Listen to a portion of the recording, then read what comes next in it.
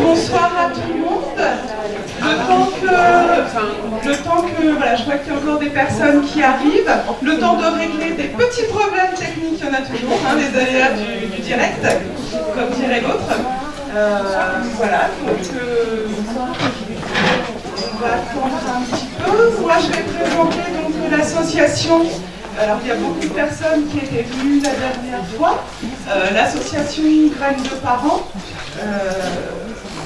Le but est de proposer en fait à toute personne des soirées thématiques sur la parentalité, tous les mois avec des thèmes différents, des intervenants différents. D'ailleurs, je remercie tous les intervenants qui ont bien voulu venir. On a commencé en septembre, donc c'est notre troisième soirée. Je vous laisserai, Monsieur Bachelier se présentera, Élise Agathe se présentera avec l'association Préandis. Je remercie Cécile Boucher, qui nous accueille ici, et surtout la mairie du Neubourg, donc Madame Bocquin qui est présente, et sans qui on n'aurait pas pu faire cette soirée aujourd'hui. Donc voilà. Donc on va attendre encore un tout petit peu, vraiment 5 minutes. C'est bon? Alors on va commencer pour ne pas rentrer trop tard.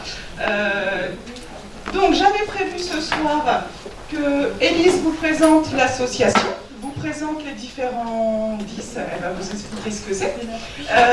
Après, Monsieur Bachelier va vous expliquer donc son travail et les ateliers HPI sur le collège du Neubourg. Et on fera peut-être les questions-réponses, si vous en avez, après. Pour que ce soit Monsieur Bachelier ou que ce soit Madame Saga. Donc je vous souhaite une très bonne soirée.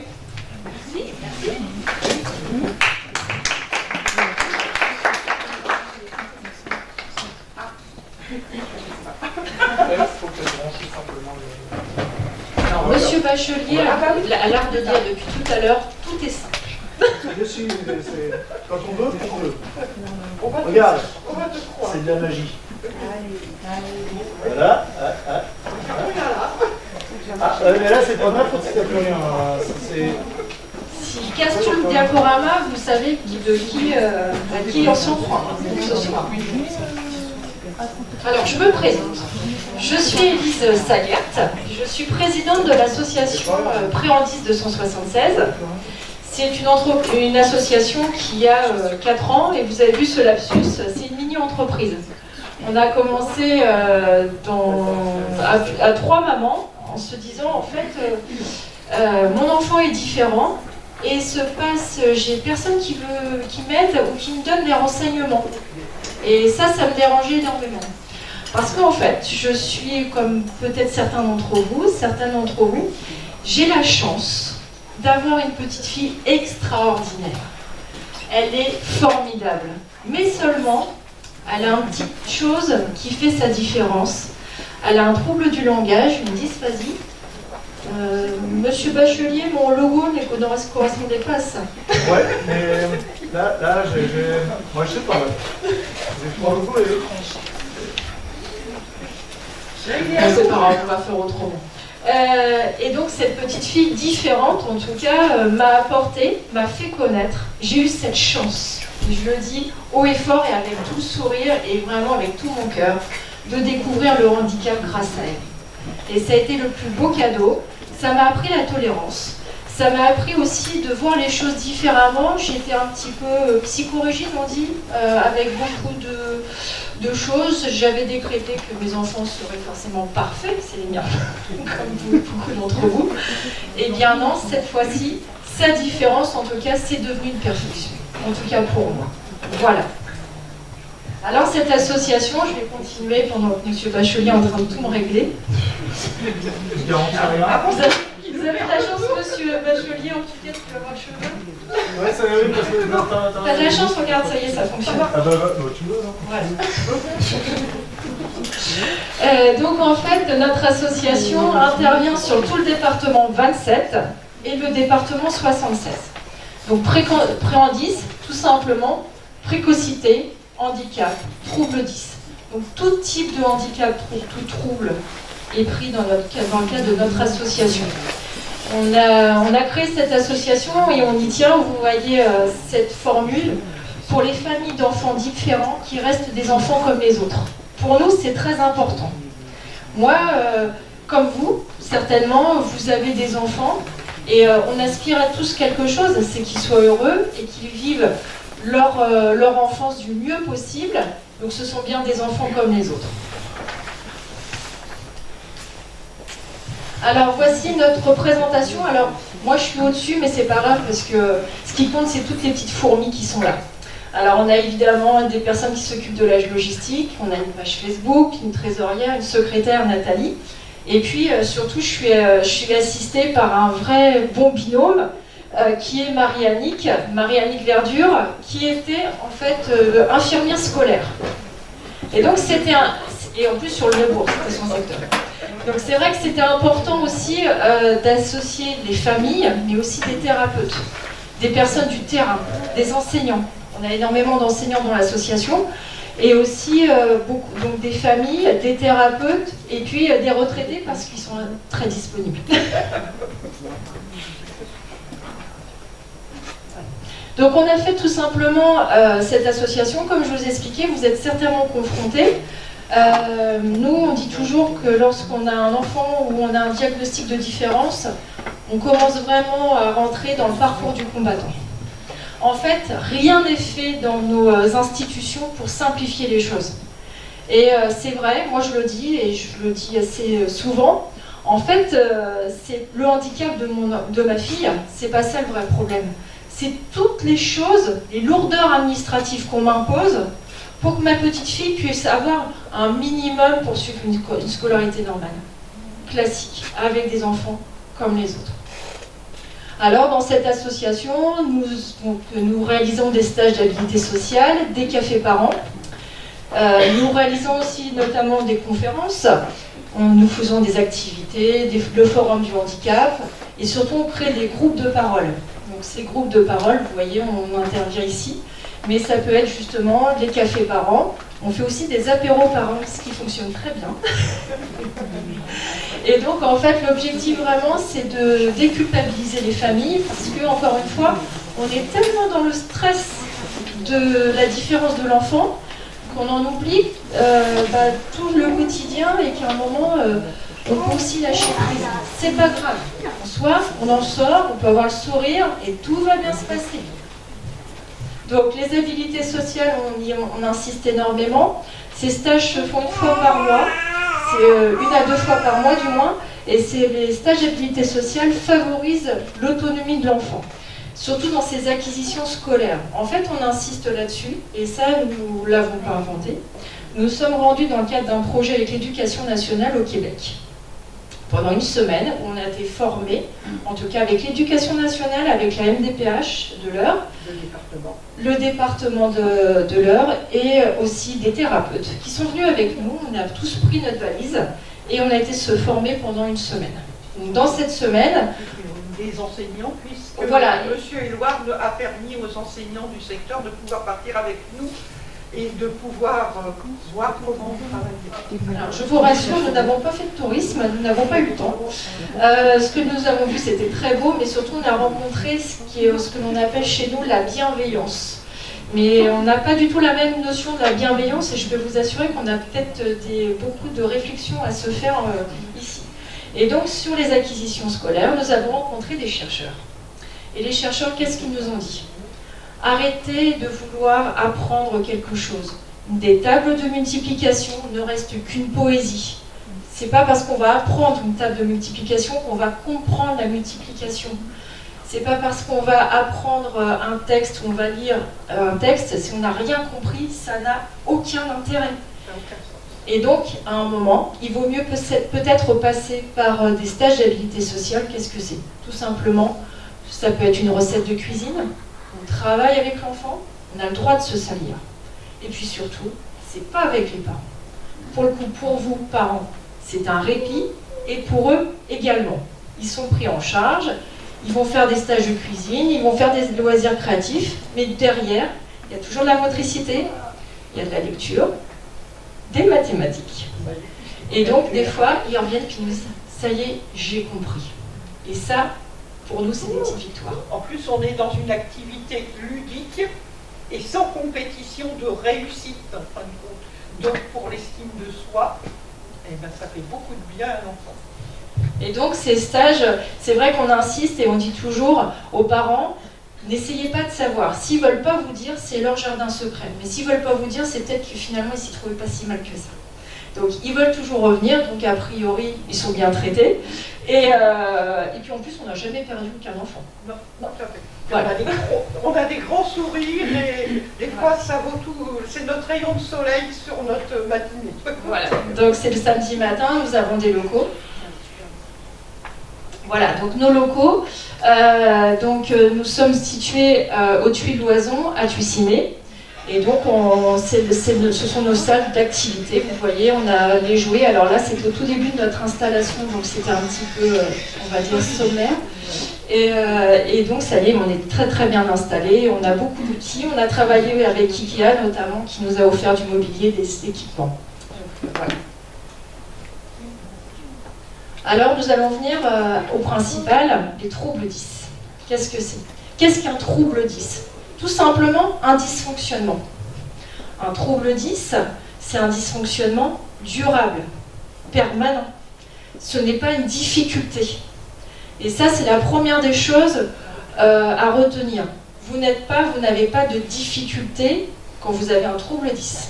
Vous avez un trouble, on est bien d'accord. Donc il y a une terminologie qui est médicale. Donc ça, c'est très important. Donc dans les troubles connus, alors je suis désolée, c'est au-dessus, il y a la dyslexie, la dysorthographie, la dyscalculie, la dysphasie, trouble du langage, le trouble de la mémoire, la dyspraxie, vraiment des difficultés sur tout ce qui est motricité, le trouble visio et audio-perceptif, le trouble des fonctions exécutives, le syndrome du dysfonctionnement non-verbal, le trouble du traitement auditif. Et le trouble du déficit de l'attention avec ou sans hyperactivité. Et ça, on insiste aussi là-dessus. C'est pas parce qu'un enfant a un trouble de l'attention qu'il est hyperactif. Et ça, c'est quelque chose où des fois, on va avoir tendance à vulgariser la chose. Un enfant hyperactif, je peux vous assurer, c'est pas un enfant qui va seulement bouger sur sa chaise. Hein. C'est au quotidien et je peux vous assurer que là, c'est sport. Hein.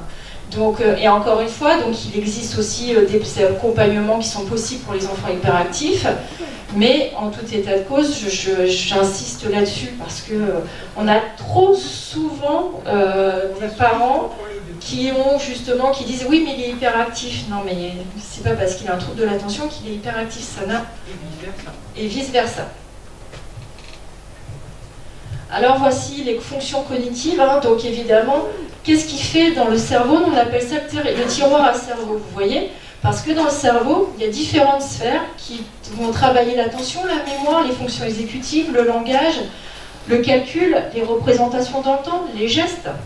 Représentation dans le temps, c'est très important, l'espace et le temps.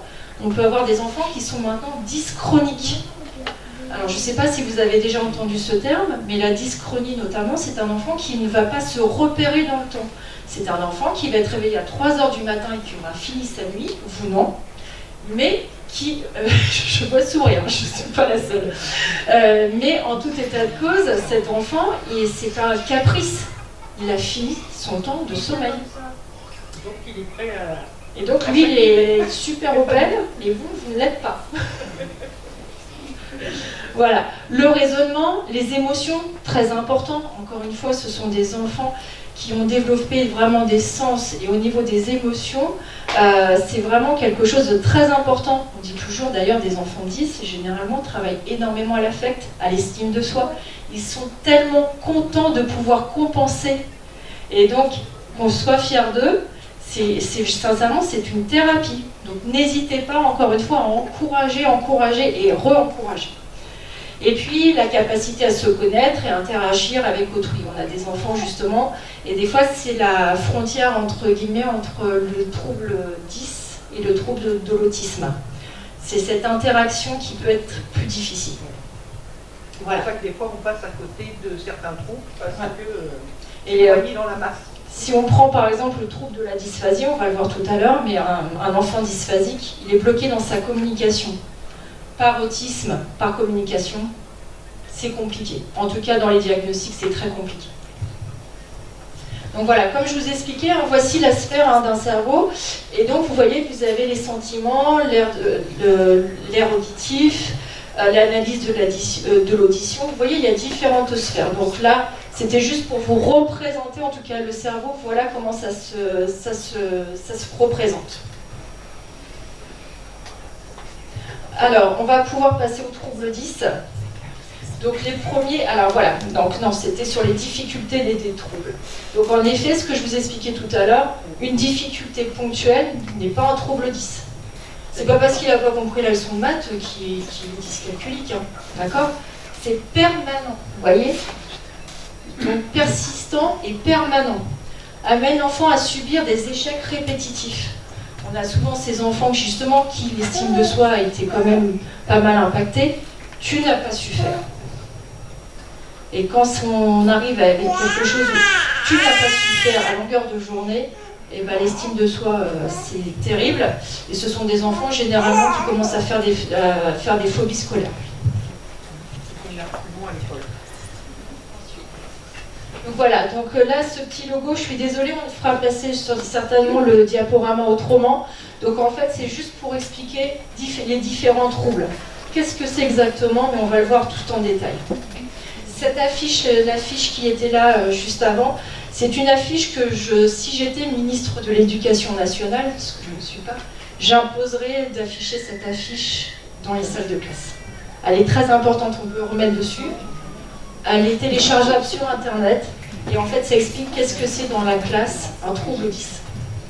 Et franchement, elle est très très bien faite. Et pour expliquer justement la différence avec le copain, c'est très très bien fait. L'inspecteur peut aussi se le mettre dans le bureau. Et même l'inspecteur peut le mettre dans le bureau, évidemment.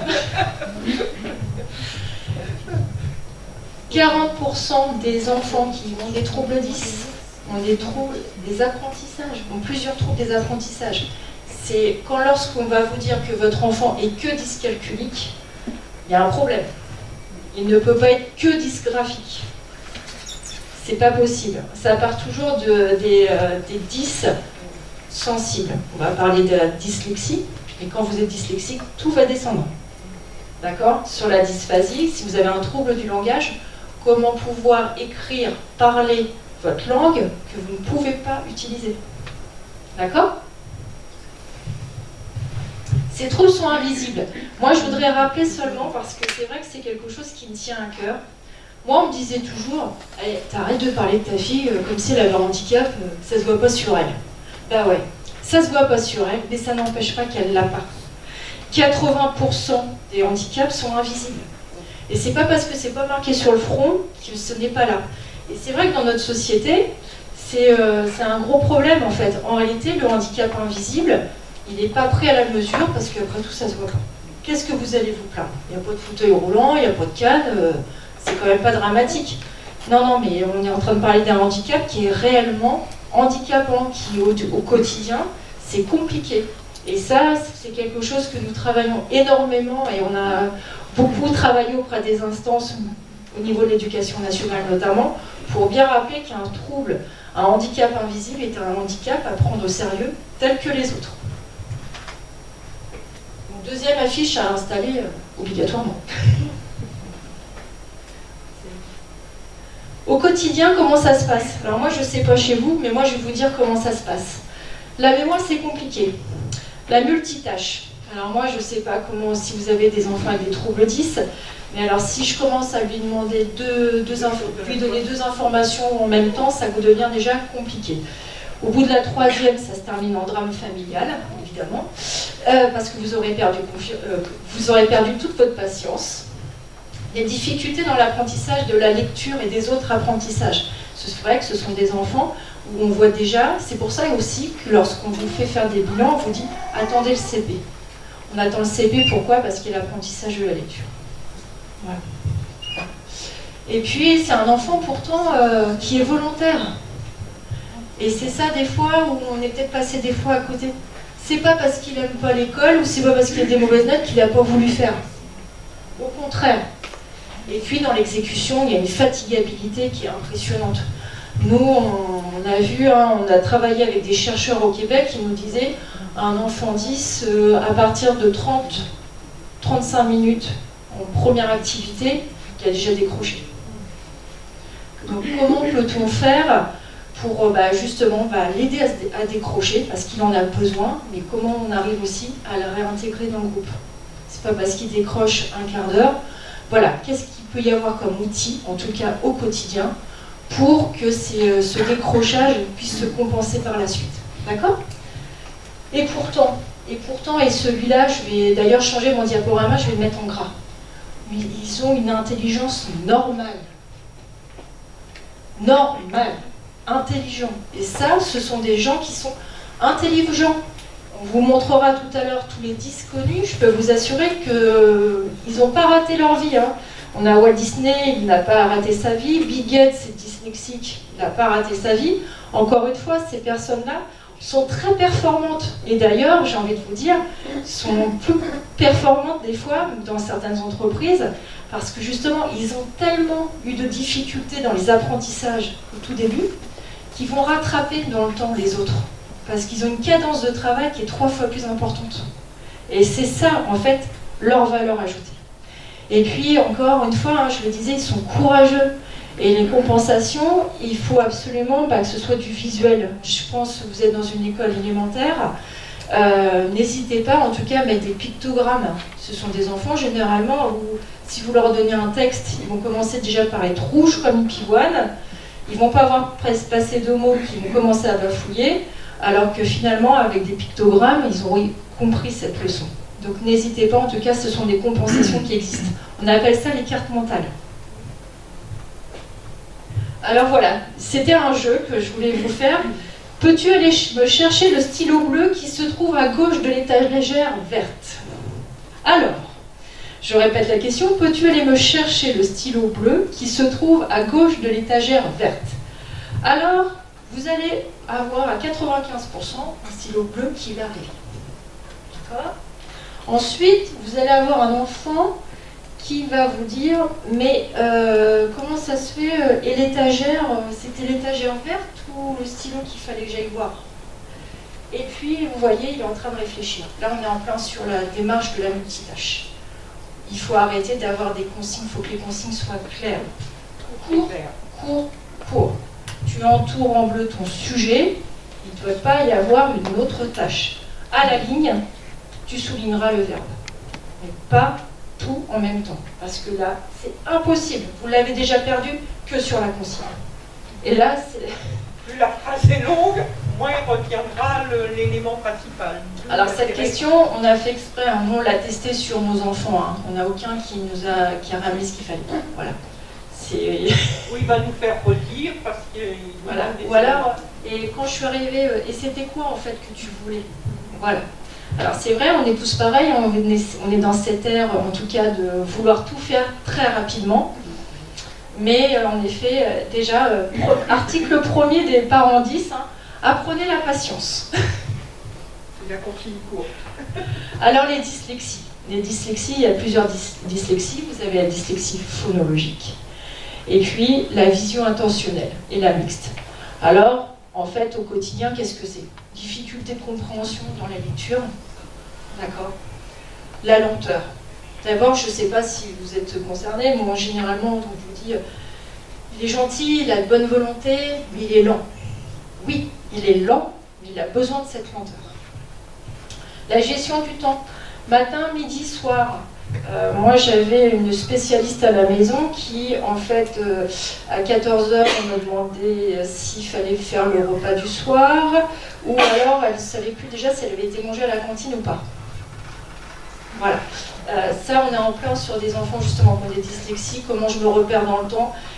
C'est quoi un cycle d'une journée? Ce sont des enfants, généralement, avec qui on va travailler des calendriers, des agendas, des emplois du temps. Au quotidien, avec des pictogrammes, ça se fait très bien. En plus, maintenant, c'est téléchargeable sur Internet. Et on a des exemples, on va vous montrer. La poésie par cœur.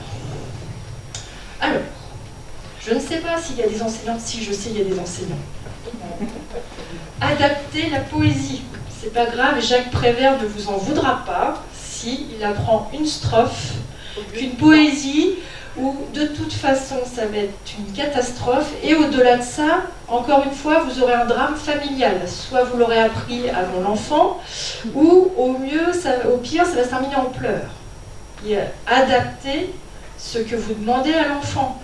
C'est pas grave si, encore une fois, il n'a pas la connaissance de toute la poésie. C'est pas dramatique, il passe pas le bac, et encore une fois, même ceux qui passent le bac ne connaissent pas la poésie. Monsieur Bachelier, qui est prof de français, ne m'en voudra pas. Voilà. Les apprentissages des règles de mathématiques, je vous expliquais tout à l'heure. C'est pas parce que je vais savoir la table de multiplication que j'aurai compris comment ça fonctionne. Une table de multiplication, ce n'est qu'une poésie. Voilà. Alors, toutes les personnes qui nous disent ah oui, mais la table, il ne connaît pas ces tables de multiplication. Alors moi, je vais vous donner mon expérience personnelle, puisqu'elle est assez révélatrice. Lorsque nous avons été au Québec, ma fille est dyscalculique, puisqu'en plus j'ai eu extrêmement beaucoup de chance, elle les a tous. Et donc, au Québec, je leur dis à un moment, oui, mais vous savez pas ce que c'est, parce que moi, ma fille, 5 plus 2, ça fait 52. Et puis vous savez, vous avez le stress, vous avez la fatigue, et je crois que je me serais mise à pleurer. Et donc j'ai un professeur charmant qui m'a regardé avec un beau sourire, et il m'a dit, mais en France, vous n'avez pas de calculatrice, madame? Je l'ai regardé, je lui ai dit, bah oui, bien sûr, monsieur. Et il m'a dit, vous ne croyez pas à un moment qu'il serait plus intelligent de lui apprendre à se servir d'une calculatrice que savoir ce que 5 plus 2, ça fait 7, quoi. Est-ce que vous ne croyez pas à un moment qu'il faut savoir aussi lâcher prise? Et c'est pas pour ça qu'elle n'apprendra pas à un moment combien font 5 plus 2. En fait, et là on est dans l'habileté sociale. C'est-à-dire qu'à force de taper sur la machine, sur un autre outil, ça change, ça restimule la concentration et je vais comprendre. D'accord? Alors voilà, par exemple, quels sont les outils que l'on peut mettre en place? Tout simplement une petite règle. C'est quelque chose, alors, il y en a qui les achètent. Moi je dis toujours aux parents, vous prenez une bonne chemise, cartonnée, un petit coup de ciseaux, avec une petite plastifieuse, parce qu'il faut que ça tienne quand même l'année. Et donc voilà, n'hésitez pas, ça fonctionne très très bien. Vous avez ensuite, par exemple, vous voyez des adaptations. C'est-à-dire qu'en fait, il y a certains ordinateurs qui existent où on peut vous transformer tous les textes. Et qu'est-ce que ça va faire? Vous voyez déjà, tout ce qui ne doit pas se lire, c'est en gris. Et là, ils vont intervertir toutes les syllabes. Vous pouvez avoir ça. Généralement, un enfant dyslexique, il va lire en W. Donc, d'où l'intérêt, des fois, de colorer seulement les lignes. Une verte, une rouge, une verte, une rouge. Je ne vais pas être tentée d'aller voir ailleurs. Alors, le mieux, c'est encore ça, hein, évidemment. Mais en tout cas, ça, vous pouvez l'avoir dans différents outils informatiques.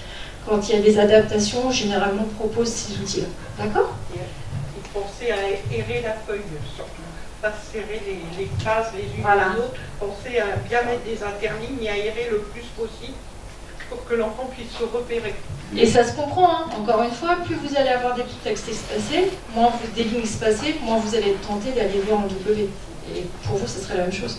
Et pas justifier le texte. En fait, quand on justifie le texte, parfois on a une marge plus importante entre certains mots, et du coup l'enfant, comme son champ de vision est restreint, il a un temps supplémentaire qui va lui être demandé pour pouvoir aller chercher le meilleur.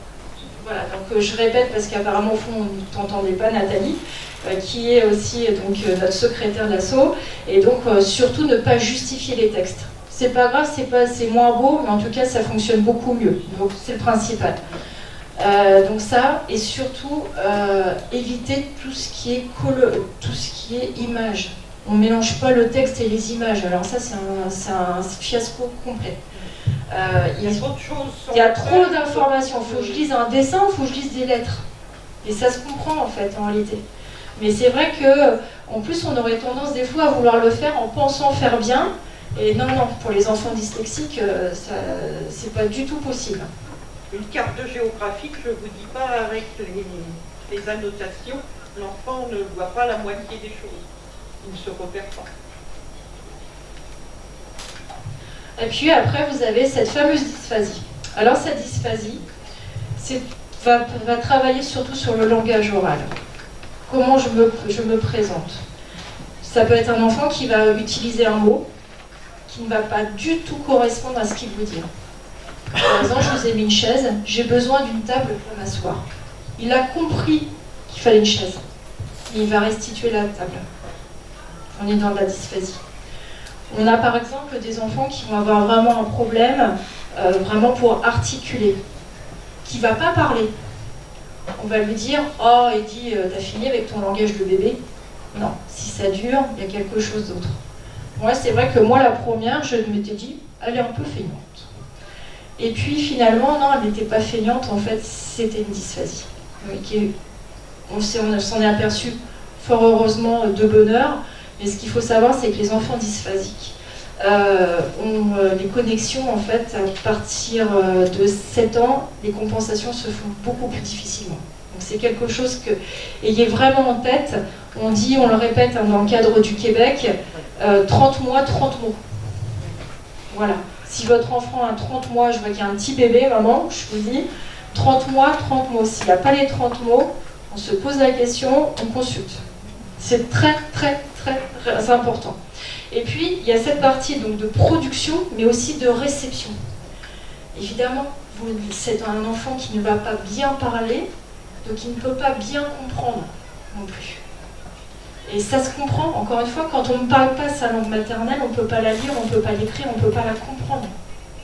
On est en plein dans la dysphasie. Et c'est quelque chose vraiment qui est très difficile et c'est ce qui nous a vraiment poussé en tout cas à faire ce projet Québec dont je vous parlais, parce que par exemple au Québec c'est une cause nationale.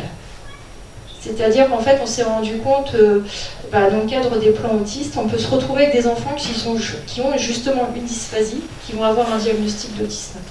Parce que, encore une fois, la frontière est très très jeune, puisque vous vous rendez bien compte, 80% d'un test pour l'autisme est sur de la production orale.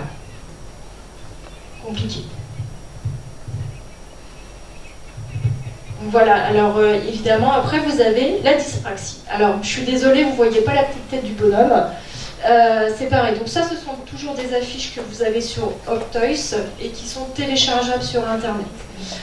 Et voilà, donc la dyspraxie, ça c'est l'ennemi numéro 1 de tous les enfants qui veulent un jour être bons en géométrie, qui vont avoir énormément de problèmes sur tout ce qui est motricité. Ce sont des enfants qui vont régulièrement renverser leur verre, petit, qui vont lâcher les choses. Un compas, je ne sais pas s'il y a des professeurs de mathématiques dans cette salle, mais un enfant dyspraxique, je pense honnêtement que c'est de la maltraitance. Je le dis haut et fort. Pourquoi? Parce que ce sont des enfants, imaginez-vous, tenir la feuille ou quoi que ce soit, je ne sais pas si vous avez déjà eu l'occasion de voir un enfant dyspraxique faire un cercle, je peux vous assurer que les pauvres, ils prennent cher. Et c'est vrai que c'est très handicapant, parce que ça veut dire que ce sont des enfants au niveau motricité, latéralité. Ils vont vous abîmer 3 fois plus vite les chaussures. Vous allez les récupérer à l'école avec, vous savez, toujours des marques de stylos sur les cuisses. C'est juste à chaque fois qu'en fait ils ont fait tomber leur stylo qu'ils ont fait ça. Et en fait on dit ça en rigolant, mais c'est vrai. Et généralement vous verrez que les enfants dyspraxiques ont énormément de taches de stylo. Le t-shirt avec le repas du midi. Voilà, j'ai pas parlé du repas. Ouais. Donc, en effet, un enfant dyspraxique, prenez toutes les précautions sur la marque de la lessive. Je dis ça en riant, mais c'est vrai. Donc, en fait, comment on accompagne un enfant dyspraxique? Évidemment, par un orthophoniste, un ergothérapeute. Alors, l'ergothérapeute et un psychomotricien. Et là, on insiste, c'est pas du tout le même métier. Un ergothérapeute, il est là pour trouver des outils au quotidien pour compenser le trouble. Le psychomotricien, il va aider à la compensation. Au geste. Au geste. Je dirais à ce qui manque. Voilà. Tout ce qui va. On va travailler le sensoriel. Mais en tout état de cause, ce sont bien. Des fois, on a des parents qui disent ah bah oui, mais si c'est le même métier. Non, non, c'est pas du tout le même métier et je peux vous assurer qu'en plus en France, on y tient. Ils sont ils veulent vraiment pas du tout qu'on les confonde. Voilà. Et puis vous voyez, encore une fois, hein, un podologue, je vous parlais tout à l'heure justement des enfants qui allaient avoir un problème avec les chaussures, vous savez, les chaussures qui s'abîment et tout ça. On fait de la rééducation. Hein. En effet, on réapprend à marcher. Et donc généralement, ils peuvent aussi avoir des semaines, moi j'ai déjà vu sur des enfants dyspraxiques. On compense. Voilà. Donc vraiment, trouble très handicapant. Et ça veut dire qu'un enfant dyspraxique, hein, tout ce qui est maths, ça va être tout ce qui est géométrie, on va passer des soirées, je vous dis pas. Dans le sport aussi. Voilà, tout ce qui est sport. Un enfant dyspraxique, vous savez, quand on a l'équipe, on choisit les équipes de foot. On choisit, ah bah toi tu viens dans mon équipe, toi. Et normalement, l'enfant dyspraxique, c'est le dernier qu'on va choisir, parce que lui, il les loupe toutes les balles. Parce que, voilà, il faut gérer les mains, les jambes, et généralement, c'est celui qu'on va avoir, généralement, c'est celui qui va rester, ou alors qui va être souvent dispensé pour pas avoir à être confronté au problème. Voilà.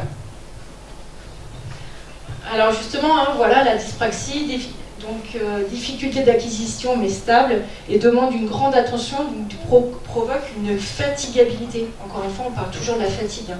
Ce sont des enfants qui sont extrêmement fatigués.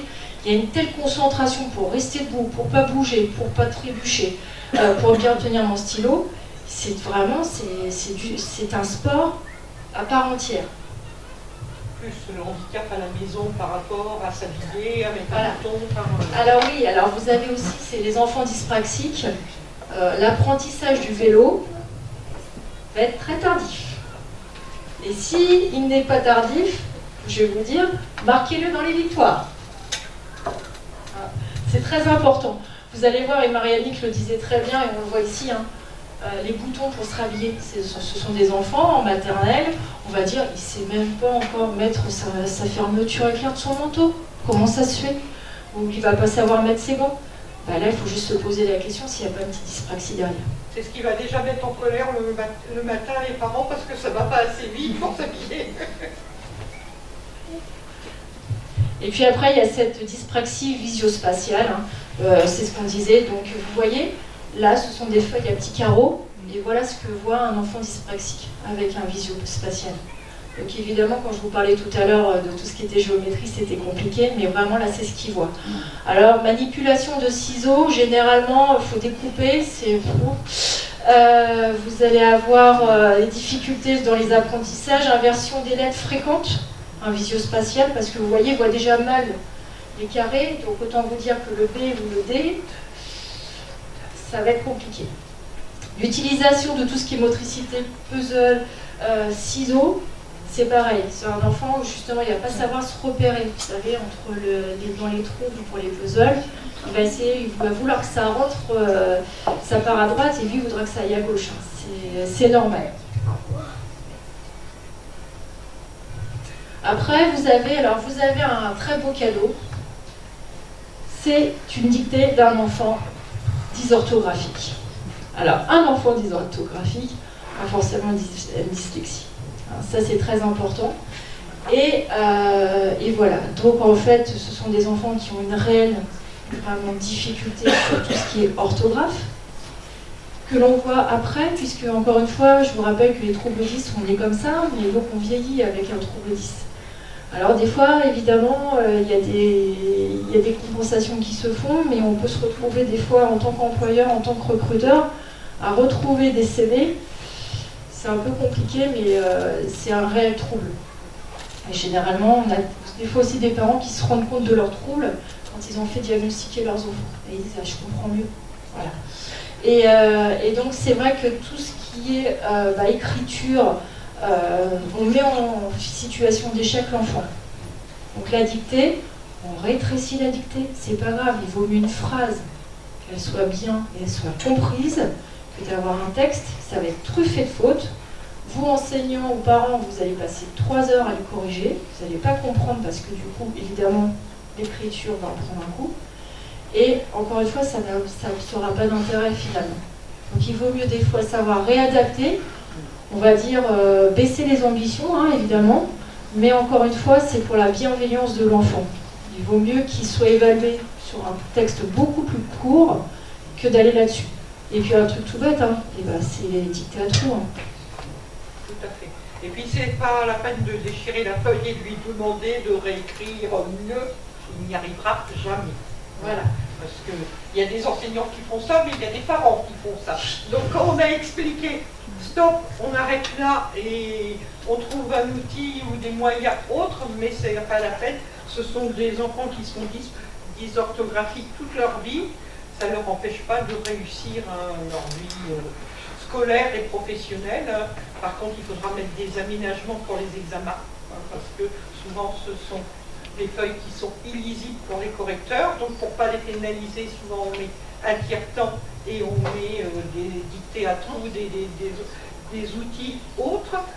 Mais ça ne leur empêche pas de réussir leur vie, puisque nous avons dans notre association un journaliste que moi j'ai connu pendant des années dysorthographique où on n'arrivait pas à lire ses feuilles, et qui maintenant a réussi sa vie et en fin de compte on pense autrement. Et quand même, il a fait carrière, donc comme quoi, avec justement ces compensations, ces outils, voilà, on peut être 10 en tout cas, et encore une fois, travailler. Nous, on a la plus belle dyslexique qui est bibliothécaire. Alors qu'un dyslexique, généralement, a une peur, a une phobie de la lecture, et elle est devenue bibliothécaire. Voilà, c'est super beau, c'est génial. Notre journaliste qui vraiment avait des feuilles, je peux vous dire, on avait les feuilles dans les mains, je crois qu'on aurait jeté la feuille pour celui qui n'était pas habitué à son écriture et à sa façon de se situer sur la feuille. Donc on compense et on peut tout à fait réussir ça. Ce que je veux surtout dire. Ce que je voulais préciser, donc dysorthographie, on est bien d'accord aussi qu'évidemment les accords, les S, oui. C'est... les fautes, on va les avoir. On va les avoir, voilà. Et puis vous avez cette dyscalculie. Dyscalculie, je viens de vous en parler. En fait, c'est tout ce qui est un trouble justement donc sur l'incompréhension donc de tout ce qui est mathématique. D'accord ? Un chiffre, c'est une lettre. Vous êtes d'accord avec moi ? Un 1, un 2, vous lisez une lettre en réalité. Mais avant de comprendre que ce 2, ça peut être ça peut être 2 jambes, 2 bras, ce n'est pas du tout, il n'y a pas de ce rapport. Un enfant 10, dyscalculique du moins, va avoir cette tendance à savoir lire le chiffre, mais à ne pas le comprendre. Faire le rapport entre la transmission, c'est pour ça qu'on met des points, vous savez, quand les enfants commencent à apprendre à compter, on leur met des points, des dés, tout ça. Et ce transfert, ils n'arrivent pas à le lire. Et ça, c'est vraiment très très difficile. Donc évidemment, vous voyez d'ailleurs c'est écrit, mais également dans l'écriture et dans la lecture de nombres. C'est pas parce qu'il a su lire un nombre qu'il a compris qu'il va pouvoir calculer. Ça n'a aucun rapport. Et puis la défaillance au niveau logique, donc en effet tout ce qui est problème avec évidemment tout ce qui est fait pour, on va dire, pour compliquer les choses, évidemment, comme ils ne sont pas multitâches, vous imaginez que la réalisation d'un problème, ça va être un réel problème pour eux. Donc voilà. Donc c'est vrai que ce sont des choses importantes. Et puis encore une fois, tout ce qui est spatial, on vient d'en discuter. Voilà. Alors ça, vous arrivez au bon exemple d'un enfant dysgraphique. Voilà, je vous laisse lire. Et je vous laisse surtout déchiffrer. Ce texte d'enfant dysgraphique, moi je peux vous dire qu'au quotidien, moi j'en ai vu, et ça peut être pire, si ça peut vous rassurer. Alors, il va falloir adapter les choses, et on peut les adapter de différentes façons. Ce sont des enfants déjà qui vont pouvoir avoir de la rééducation en psychomote. Voilà. Ce sont des enfants aussi où à un moment on va dire l'utilisation d'un ordinateur, ça serait mieux. Dictée vocale. On va dicter à l'ordinateur les consignes, l'exercice. L'enfant va dicter à l'ordinateur sa production. On n'écrit plus. Et puis, il y a une autre solution aussi, c'est d'adapter les cahiers. Alors, c'est pareil. C'est une grande discussion que nous avons eue dans nos différentes conférences et du moins sensibilisation sur l'utilisation d'un cahier. Je ne sais pas si... Voilà, je me permets, madame. Voilà, c'est un cahier avec des petits carreaux. C'est quelque chose qui peut être utilisé. Mais alors, vos cahiers d'écoliers, avec les simples lignes et tout ça, on arrête. On arrête, et encore une fois, là, vous êtes dans la maltraitance. Imaginez-vous que ce sont des enfants qui n'arrivent pas à se repérer au niveau spatial, il va falloir qu'ils comptent les lignes avant de savoir où commence la lettre. C'est pas possible. Alors, il faut faire un choix. Soit on arrive à déchiffrer, soit on change de cahier. Nous, ce qu'on peut vous dire, c'est que les cahiers à l'américaine, juste une ligne, c'est parfait. Et donc, on a été obligé de faire un test avec une équipe enseignante qui me disait « Ouais, mais vous comprenez, vous savez pas ce que c'est. Moi, j'ai 25 copies à corriger. Moi, j'aime pas relire comme ça. » Je ne vous parle pas de faire travailler les 25 élèves. On parle d'un élève où on va adapter le cahier. Et puis après, il faut faire un choix. Soit on va passer 3 heures à la copie parce qu'on va avoir rien compris, soit on va juste changer le cahier. Donc, il n'y a pas de mystère, on change le cahier, c'est obligatoire. Voilà, et en plus on l'a prouvé. 10% des enfants ont un trouble de la transcription. C'est beaucoup. C'est énorme. Hein. Donc en effet, ce sont des enfants qui vont avoir justement cette fatigabilité. Excusez-moi, je vais piquer votre cahier en plus. Ce sont des enfants qui vont se tirer le poignet. Ils vont tirer leurs doigts. Vous savez, alors je ne sais pas si vous avez déjà vu ça. Votre enfant, il va faire ça. Oui, ils se tiennent le poignet parce que le poignet, Ils vont faire ça. Ou après, ils vont faire ça. Ils vont tirer les doigts. Moi, j'en connais d'ailleurs qui se sont fait très très mal en faisant ça, parce que ça leur faisait une réelle douleur, une réelle crampe. Et c'est vrai que franchement, c'est très très très douloureux. On aurait tendance à dire qu'ils ont une tendinite et en fin de compte, c'est leur fatigabilité de saisie de l'outil pour travailler correctement. Alors de grâce, j'ai un enfant qui a cette chance d'avoir beaucoup de facilité, mais qui est dysgraphique. Alors tous les soirs, quand la maîtresse lui déchirait la feuille de la poésie qu'il faisait, 4 strophes, 5 strophes, et qu'elle a déchiré, elle disait « Tu recommenceras et tu recopieras au propre, ça ne sert à rien. » Ça ne sert à rien, encore une fois, parce que au fur et à mesure qu'ils vont écrire, ils vont écrire de plus en plus mal. Et d'ailleurs, on dit des fois à l'enfant, elle dit vers la fin, refais d'efforts. Bah non, il y a un moment, il faut plus faire d'efforts. Voilà. Et c'est vrai que c'est important. Et en fait, en plus, je peux vous dire encore plus facilement que l'enseignante qui lui avait fait. Et après, elle m'a dit, écoute, j'ai l'impression qu'il ne fait pas du cinéma, je serais toi, j'irai voir quand même, parce que j'ai l'impression qu'il a dû se faire mal au poignet. Dès qu'il écrit, il se tire le poignet. Bah oui, ça tombe bien, c'est un peu ça. Voilà. Alors, nous allons parler ensuite du trouble du déficit de l'attention, avec ou sans hyperactivité. Vous avez des enfants qui ne tiennent pas en place, qui vont avoir toujours besoin que ça bouge autour. C'est pas grave, c'est normal. Et je vais même être encore plus précise que ça. Ça vous prouve qu'ils sont en train de réfléchir. Et ça, c'est quelque chose de très important. C'est-à-dire qu'en réalité, quand je bouge, je me balance. Je dis à mon cerveau, tiens-toi prêt, tu vas avoir des informations. Et que si je reste statique, je ferme les portes. Et aucune information ne va passer. Alors ça, c'est très important. C'est quelque chose qu'on a appris durant des années en disant les enfants, il faut qu'ils restent à ne pas bouger, parce que sinon ils ne peuvent pas apprendre. Tiens-toi bien sur ta chaise, t'avachis pas, machin, tout ça. Alors en effet, qu'ils ne s'avachissent pas, je suis complètement d'accord. Mais s'ils bougent, s'ils se dandinent, ne bloquez pas si cet enfant a un trouble 10. Il est juste en train de se concentrer. Et il est en capacité d'apprendre.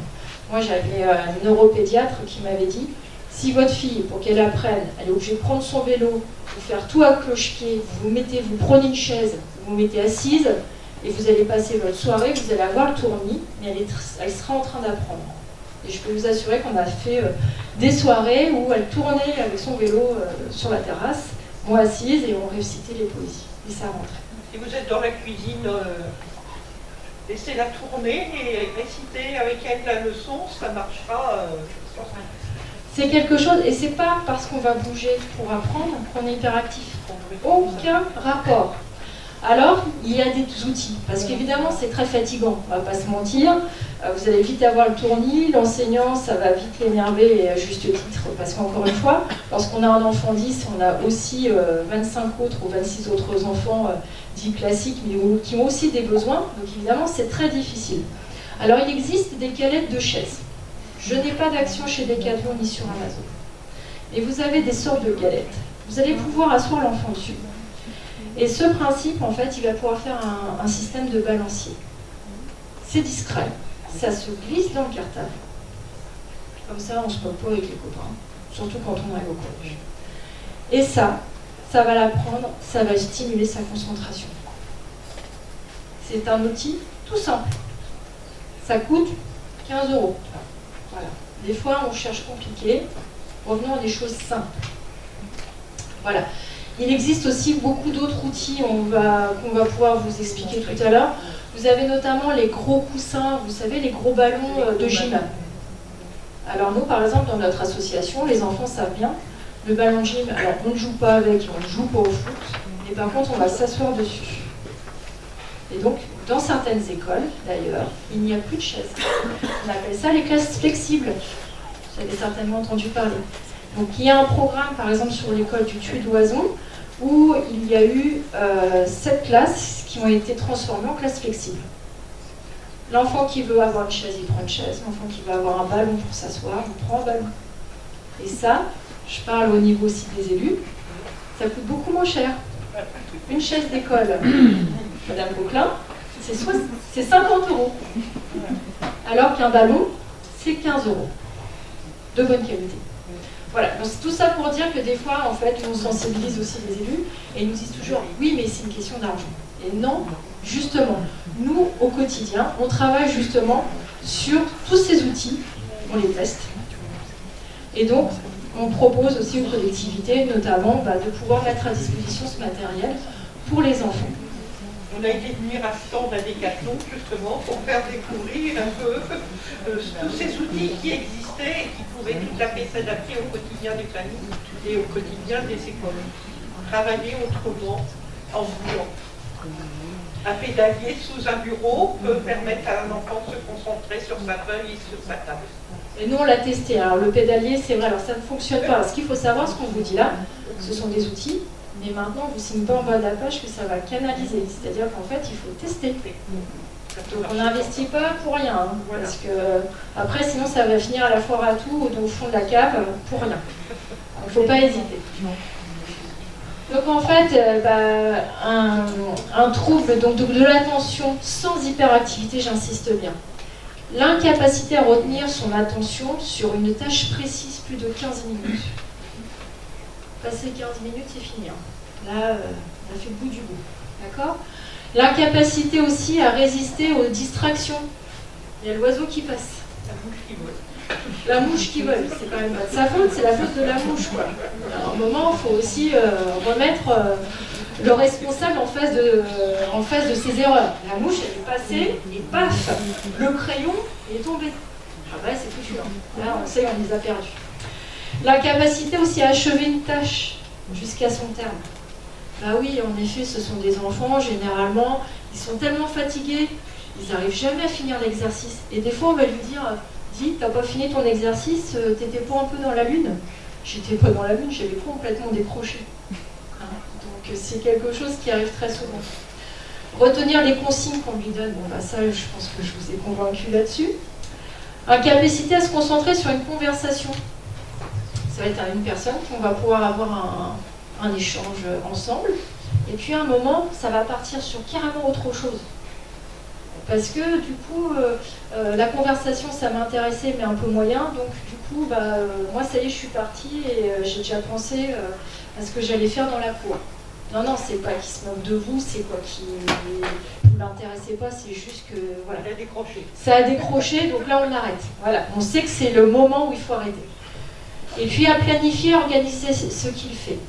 Les enfants avec un trouble de l'attention, généralement, vont oublier de façon récurrente les cahiers, dans le casier. Vous allez tous les soirs lui dire « T'as encore oublié ton livre ?» vous allez avoir un enfant qui va justement... T'as bien noté tes devoirs? Bah non, j'ai pas de devoirs, mais c'est bizarre, la maîtresse m'a fait marquer et sur la date, il n'y a rien. Bon, c'est dommage, tu es arrivé au mois de juillet, là. On arrête. Voilà. Je le dis en riant, mais encore une fois, ce sont toutes les expériences de nos parents, en tout cas, qui nous les ramènent et qui nous disent « voilà ce que j'ai eu ». Donc nous, on appelle ça les petites perles. Mais en tout cas, nous, ça nous fait plutôt rire et c'est tellement un quotidien, je suis sûre que ça vous est forcément arrivé. Donc, et au quotidien, c'est usant pour les parents, il faut le savoir. Mais ils ne le font pas spécialement exprès. Ils ne peuvent pas. Alors évidemment, tout ce qui demande énormément de concentration, on arrête, hein. Ça ne sert à rien. Là, il faut juste passer à autre chose, ça ne sert à rien d'insister. Ceci étant, c'est pas parce qu'il a du mal à se concentrer à un certain moment de sa vie qu'il ne va pas pouvoir compenser et retravailler après sa concentration. C'est pas grave. Et puis il y a tellement d'outils maintenant qui permettent de gérer autrement, on ne va pas se stresser, on va trouver le bon outil et on va compenser et ça va venir et après ça sera un enfant, un adulte, comme les autres. Tendance aussi à s'isoler, en effet, évidemment, on va dire, il est un peu en retrait, non, c'est juste qu'il a décroché, c'est normal. Recours à la violence, alors ça c'est ce qu'on a hélas tendance à voir et de plus en plus. Donc en fait c'est vrai que ce sont des enfants qui vont tellement se sentir frustrés de ne pas pouvoir exprimer et comprendre en tout cas tout ce qui peut se passer autour, qui hélas on a en effet des enfants qui ont des fois recours à la violence et des fois, encore une fois, des enfants qui sont très agressifs envers les autres ou qui ne supportent pas la collectivité, on s'inquiète. On s'inquiète, on ne dit pas qu'il est mal élevé, on dit juste qu'il y a peut-être quelque chose. Il y a peut-être des choses à mettre en place pour justement ne et pas... puis, la tendance à égarer les affaires, ça c'est normal, évidemment, quand vous serez à la 3e paire de basket ou sur le trimestre, vous y ferez, vous achèterez des chaussons, ça ira très bien. Voilà. Alors après, évidemment, il y a cette hyperactivité avec le H. Donc, je suis vraiment désolée qu'on n'ait pas la partie. Mais donc, tendance à remuer souvent les mains, les pieds, se tortiller. Et alors là, vraiment, c'est... vous voyez, alors c'est dommage, on ne voit pas très bien le petit dessin. Mais vous voyez, en fait, il y a les mains, les stylos, les crayons et tout ça. Ils sont capables de tout faire. Là, pour le coup, ils sont super actifs. Voilà, il a 6 mains. Et c'est vrai que c'est vraiment important. Donc évidemment, il ne va pas rester en classe, on ne va pas le laisser assis, hein. Ça ne sert à rien. Donc on va lui dire à un moment, si tu veux, tu peux aller marcher. Tu peux sortir. Ça va être des enfants qui ont besoin de s'isoler beaucoup, souvent, parce que justement, il y a une telle pression, vous imaginez une concentration qu'il faut avoir pour quelqu'un qui veut bouger tout le temps. C'est de la maltraitance, hein. Donc évidemment, ce sont des enfants qui sont, on va dire, sous pression. Voilà, je cherchais mon mot, sous pression. C'est vraiment le cas. Parce qu'on ne les autorise pas à faire ce qu'ils souhaitent faire au moment donné. Et en fin de compte, on n'obtient plus rien si on ne les laisse pas s'évader un petit peu et relâcher cette pression.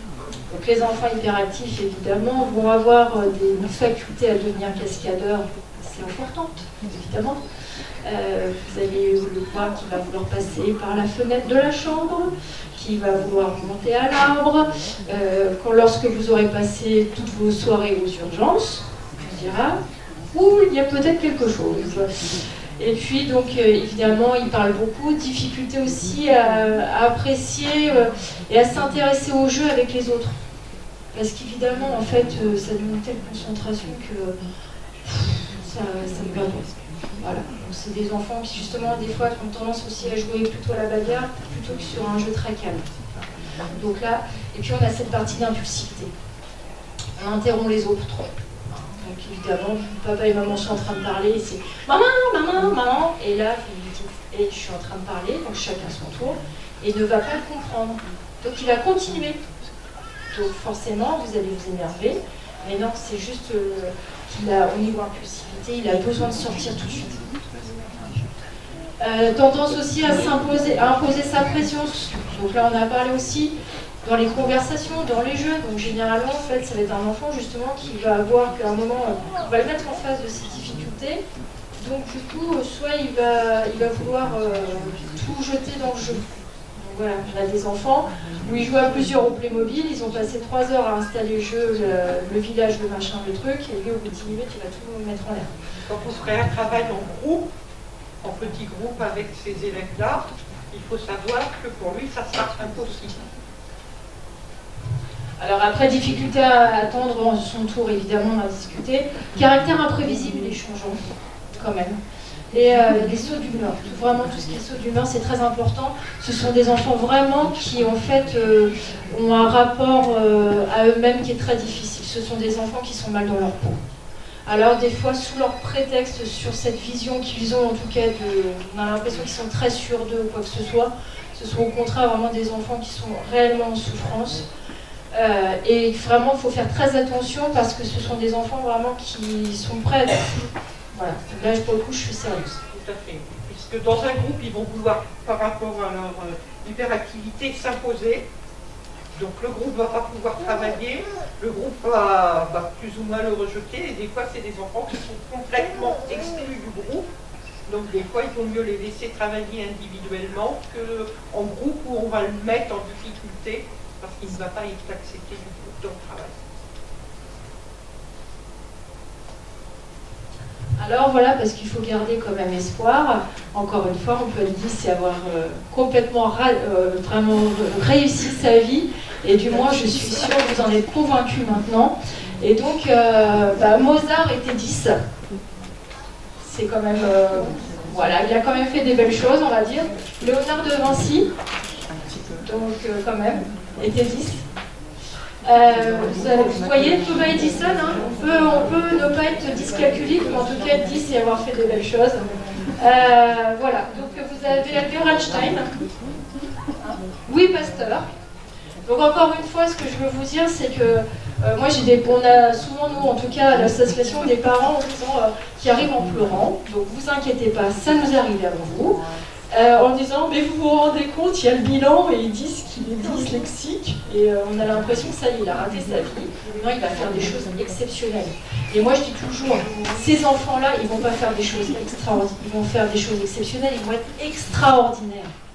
Parce que rien, pour le coup, pour eux, tout est possible. Rien n'est impossible. Moi je leur dis toujours, vous avez le droit de plus rêver que les autres. Et c'est très important en tout cas, nous c'est en tout cas ce qu'on leur dit, on véhicule, vous avez le droit de rêver plus que les autres, parce que vous avez encore plus de mal à le faire. Donc c'est très très important.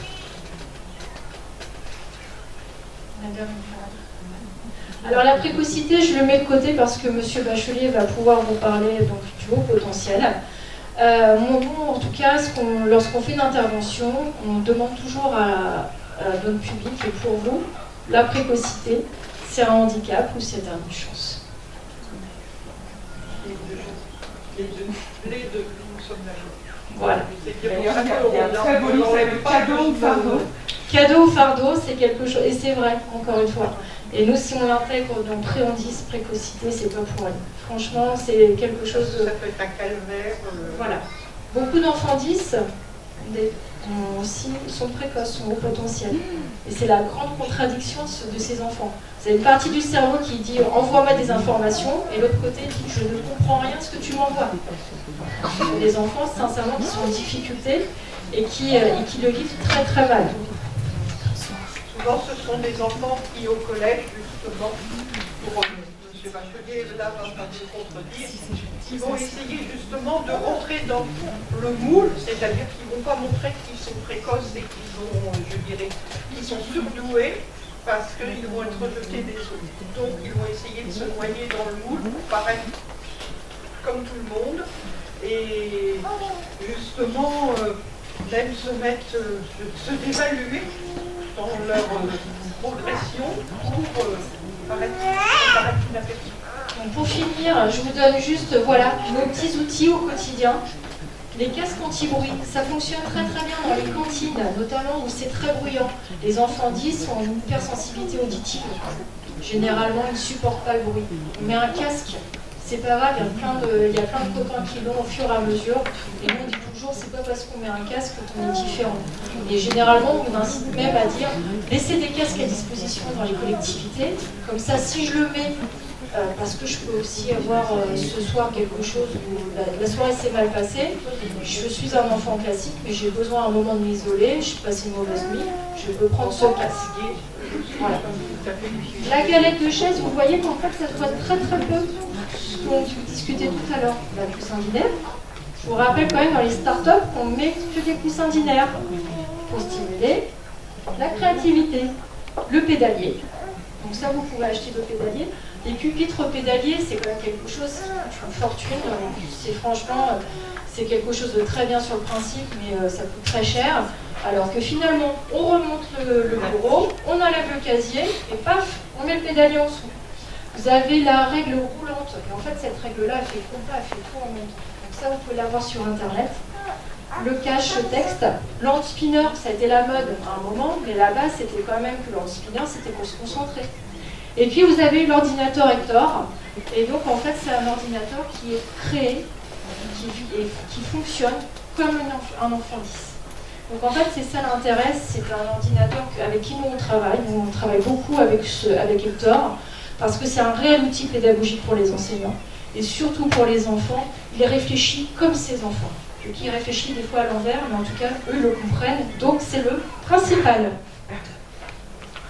Les routines, par exemple, vous voyez, le matin, qu'est-ce que je fais en premier? Je me lève, je vais aux toilettes, je prends mon petit-déj, voilà.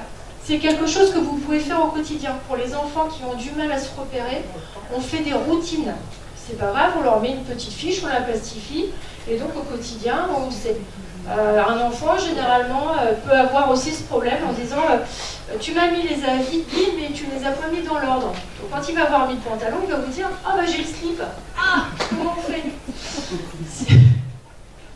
Voilà. Et puis donc nous, c'est notre phrase de conclusion. C'est la bienveillance. Et c'est les mots justes au bon moment. Donc évidemment, je sais bien que c'est plus facile à dire. Faire quotidien, on ne crie pas. Et vous voyez l'enfant. Alors cette bulle-là est encore mieux parce que voilà ce que papa dit à l'enfant. Comment faut-il que je te parle pour que tu m'écoutes? Et il lui dit, moins fort. Ça veut tout dire. Et c'est tellement vrai qu'il n'y a pas de... Voilà. Donc vous avez les 10 commandements de l'éducation positive, on insiste là-dessus. Et surtout la première ligne, on va lâcher prise, tu devras. Et puis, mes enfants sont parfaits pour moi, tu diras. Ce sont des enfants parfaits, ce sont les vôtres, qui sont géniaux. Donc, il n'y a pas besoin de se culpabiliser. Encore une fois, c'est juste nous qui nous adaptons pas à eux. Oh, je bafoue. Mais tant que je laisse la parole à monsieur... voilà. Donc, en fait, vous pouvez avoir aussi des petites phrases, hein, vous pouvez vous trouver sur Internet. Donc je voulais vous dire merci de nous avoir accueillis, merci à Mélanie, en tout cas de cette invitation. Vous pouvez nous retrouver sur Facebook, sur un groupe fermé où on va mettre des trucs et astuces au quotidien. Tous les jours on fait à peu près 4-5 posts où justement on donne des outils, on donne des conseils, vous pouvez poser des questions. C'est un groupe fermé donc vous ne pouvez pas avoir tout ce qui est publicité ou quoi que ce soit. Et puis si vous avez besoin de renseignements, je viens me voir. Voilà, en tout cas. Alors, il y a des petits flyers, on a mis des petits flyers, merci Madame Gauquelin, on a mis des petits flyers justement, vous avez aussi des petits livres, n'hésitez pas, ou de la documentation pour Hector. Donc Hector, c'est un outil que M. Bachelier a découvert, et c'est vrai qu'au quotidien, c'est très très très pratique. Voilà, merci, en tout cas, bonne soirée.